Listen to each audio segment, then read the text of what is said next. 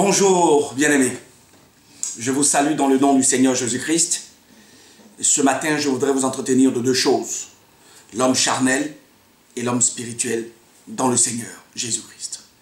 Donc, c'est un sujet très important parce que nous sommes devenus un homme nouveau, une nouvelle plante, donc une nouvelle patte. Qu'est-ce qui a changé?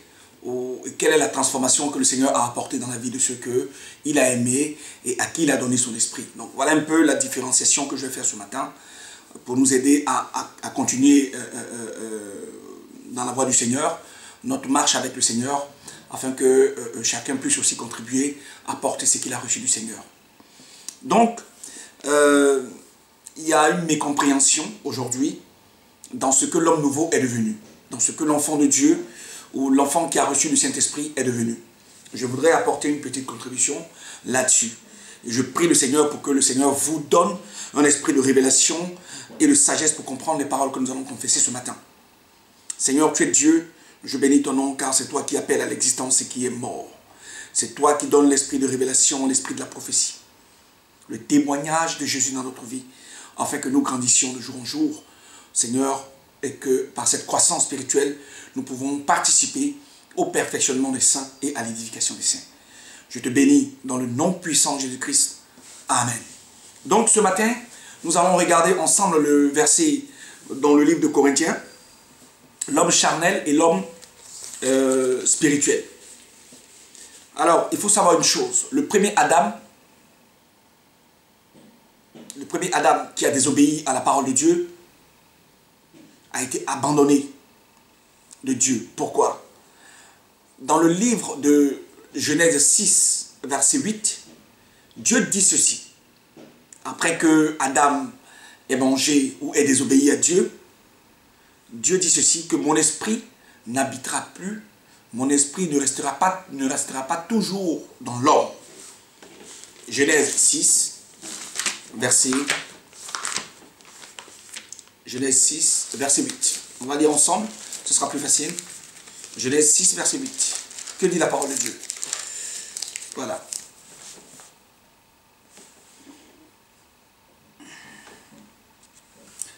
Genèse 6, à partir du verset 3. Alors l'Éternel dit, mon esprit ne restera pas à toujours dans l'homme, car l'homme n'est que chair, et ses jours ne sont que de 120 ans. Donc, après la désobéissance à la parole de Dieu, qui avait mis devant Adam une motion, qui avait mis devant Adam une interdiction de ne pas manger à l'arbre, n'est-ce pas, du bien et du mal, afin que la paix ou la bénédiction de Adam soit toujours à perpétuité. Mais Adam a désobéi, il a désobéi à la parole de Dieu. Donc, Dieu va prononcer une parole dans le livre de Genèse 6, verset 3, que son esprit ne restera pas toujours dans l'homme. Donc, Dieu va partir. Donc, l'esprit de Dieu partira de la maison dans laquelle résidait l'esprit de l'homme, donc de son enfant. Et donc, l'homme va être soumis, n'est-ce pas, au diable. C'est cela, en fait. C'est pourquoi de Adam jusqu'à Moïse, aucun homme n'est sorti des raies de la mort, puisqu'ils ont été soumis par plus fort qu'eux. Il a fallu que celui qui est plus fort que le diable entre dans la mort et sauva l'homme, afin que, par son immortalité, il puisse conduire tous les hommes qui lui sont agréables vers l'éternité. Donc, voilà le premier acte. Tous ceux qui sont restés dans la mort, ou tous ceux qui sont descendus d'Adam et qui ont péché parce que Adam a péché et la mort s'est attachée à Adam, sont tous restés dans, n'est-ce pas, dans la mort. Et quand on parle de la mort, on parle de la mort de l'âme, parce que l'esprit retourne à Dieu et le corps qui a été tiré de la poussière retourne à la terre, d'où elle a été tirée. Dans le livre de Ecclésiaste 12, verset 9, nous voyons ceci. Donc, notre esprit est assez clair quand nous parlons des choses. Quand nous parlons du corps, quand nous parlons de l'âme et quand nous parlons de l'esprit. L'âme existe du fait que Dieu a insufflé de sa vie sur l'argile qui était inerte. Donc l'animation de l'argile, comme dit Ecclésiaste, c'est l'Esprit de Dieu qui m'anime. C'est le souffle de Dieu qui m'anime. Voilà. Dieu a créé l'esprit de l'homme, mais l'argile est animée par le souffle de Dieu.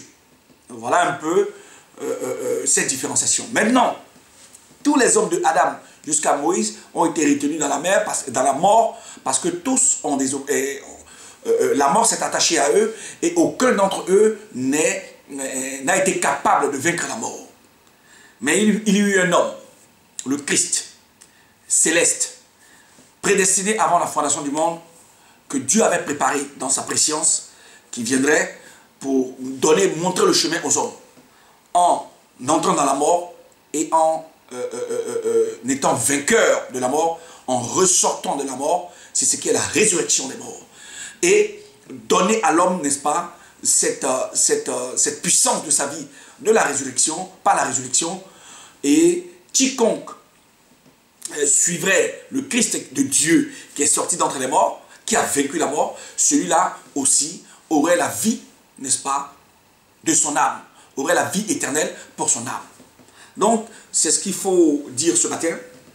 L'homme charnel, après que le Christ ait été manifesté sur terre, dans les derniers temps, l'homme charnel est celui qui n'a pas reçu l'Esprit de Dieu.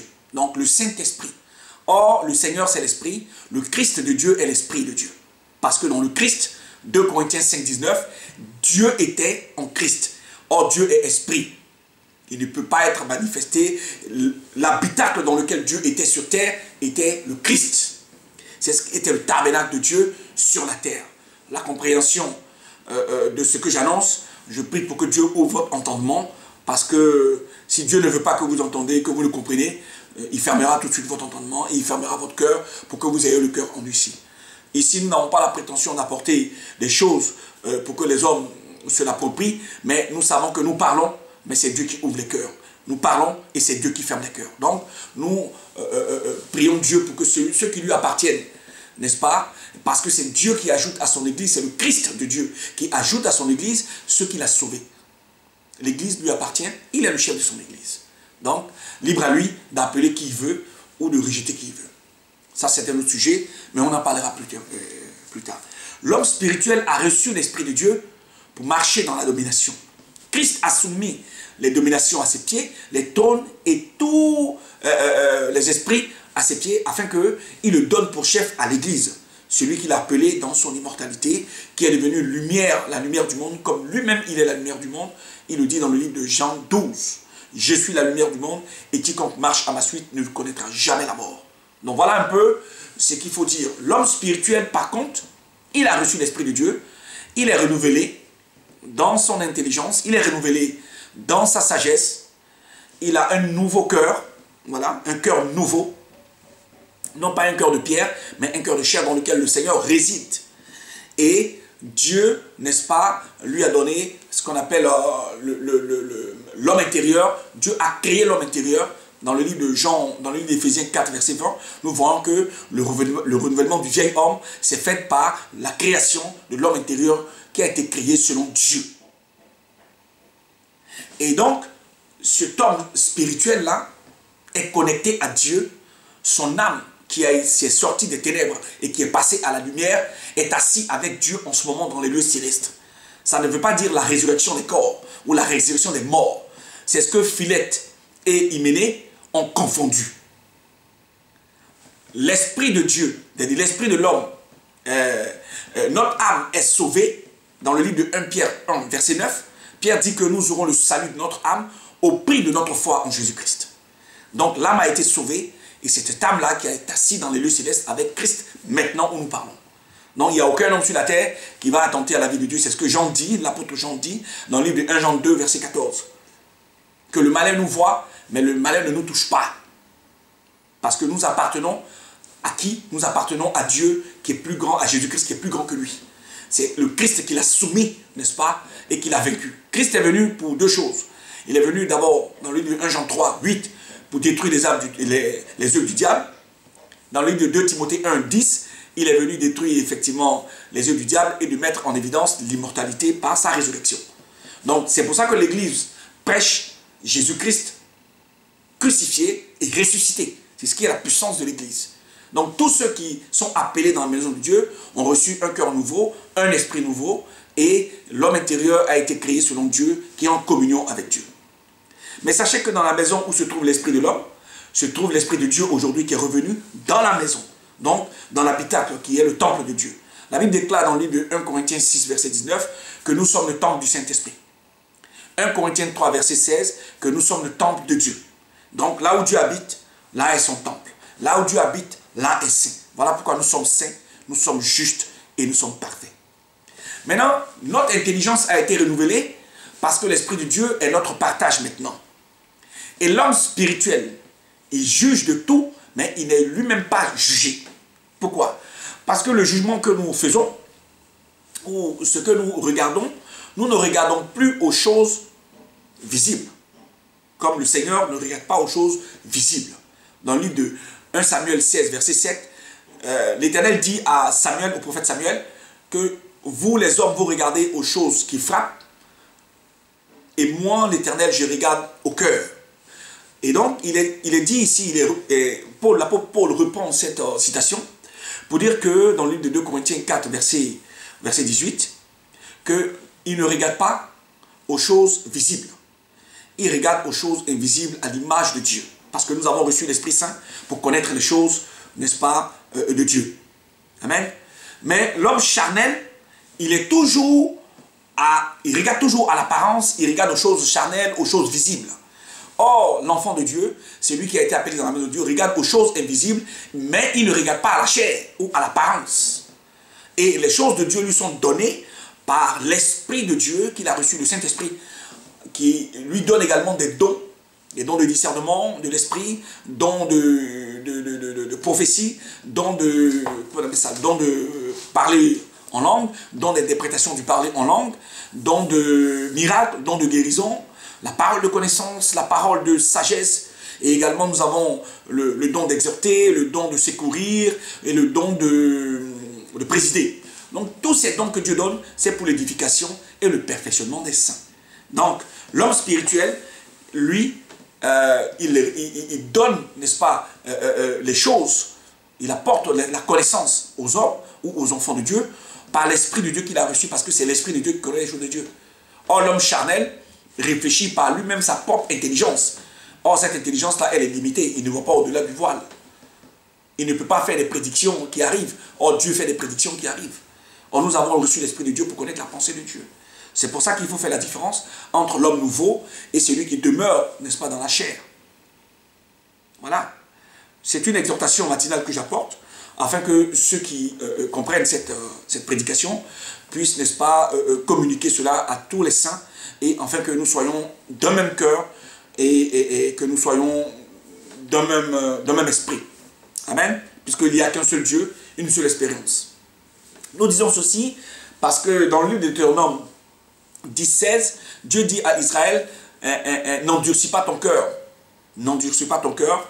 Il faut circoncire plutôt ton cœur afin que tu sois apte à écouter et à comprendre la parole de Dieu. Mais ce n'est pas Dieu, ce n'est pas un homme qui fait la circoncision du cœur, c'est le Saint-Esprit lui-même qui fait la circoncision du cœur. Dans le livre de Jérémie 31, il nous le dit. Dans le livre d'Ézéchiel 36 et 11, il nous le dit également. Je vous donnerai un cœur nouveau, je ferai une alliance nouvelle avec vous, et je mettrai mes paroles dans votre cœur. Je vous donnerai un esprit nouveau et un cœur nouveau qui vous permettra de comprendre.